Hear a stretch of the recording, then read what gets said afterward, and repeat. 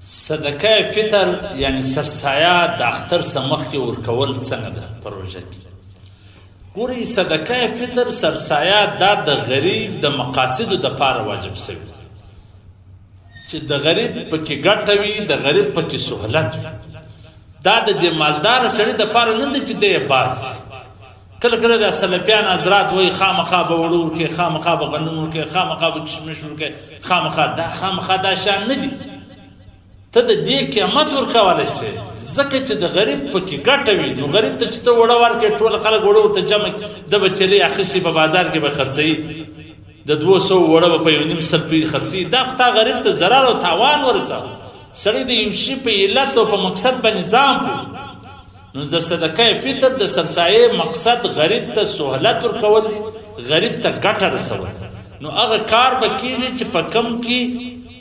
د غریب ګټه وي او فایده نو د غریب ګټه په دې کې ده چې ته نغد ورکړې یو خو به نغد ورکړې دویم د اختر سه مخکې ورکول ځکه چې غریب که جامې پرانیسي کپړې پرانیسي اوس د اختر په ورځ ته ورته ورکړې د اختر په ورځ دې څه چمپه وکړي د اختر په ورځ دې جامې په وکړي چپلې په وکړي خولۍ په وکړي کوچنیان بازار کې بوځي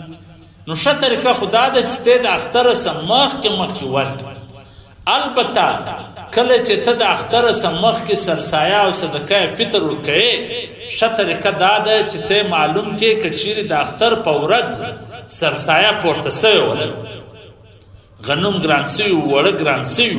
نو چې کومه بقایا ده د پسې هغه باید ورکړي ښه طریقه ده نو په کار دا ده چې په پروژه کې لا غریبان مسکینان ته ورکړي چې هغه خپل ضرورت په پوره کړي